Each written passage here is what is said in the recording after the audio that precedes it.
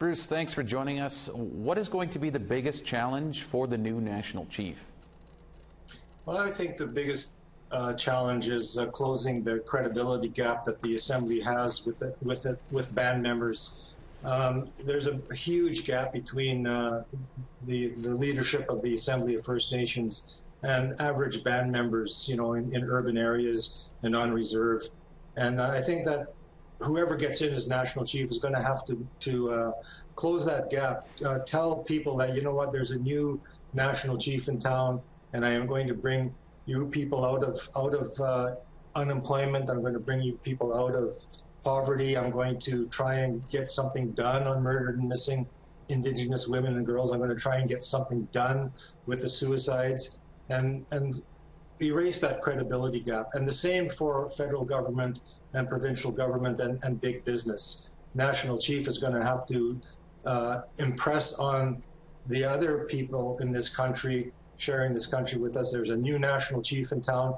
You're going to have to stop exploiting our natural resources without our consent. You're going to have to improve our drinking water supply. You're going to have to do all of these things that need to be done, and we are here to tell you to do it, and you better be used to that. And now the big question, who's going to win this election?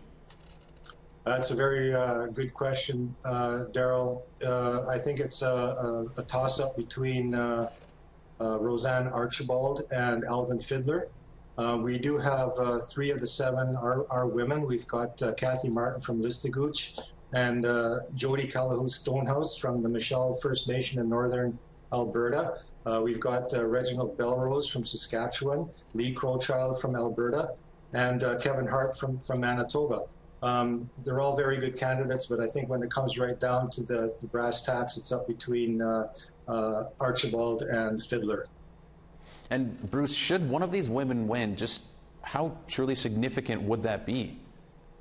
I think that would be very significant because it would show that the AFN is open to change, and they're not going to be happy just sticking with the old boys club, which it has been.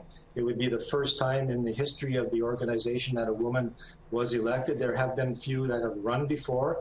One, Wendy Grant John, even came very close to toppling Phil Fontaine back in Vancouver 15, 16 years ago. But this would be a first, and I think that would be a very significant thing. And I think it would tell the women in our communities and Canadians in general that, oh, there's a woman here now. Things are going to be different.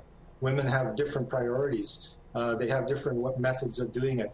And I think it would be a very significant and important development if that did happen. And Bruce, you've covered these elections for decades. What's new about this one? Well, of course, the pandemic has had an impact on it. It's forced the organization to go virtual. So whoever gets the 60% plus 1 votes needed to win the election has to do it by going online to meetings. There's no more the personal in-person stuff, the backroom dealing that goes on at the assemblies when they're held in a big expensive hotel in some exotic city like Calgary or Vancouver. So that's gone.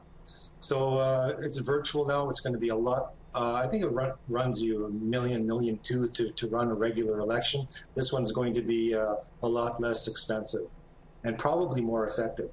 It could open the door for voting for everybody who's a band member instead of just 633 people. All right, Bruce, your expertise is always appreciated. That's APTN's Bruce Spence joining us. Thank you.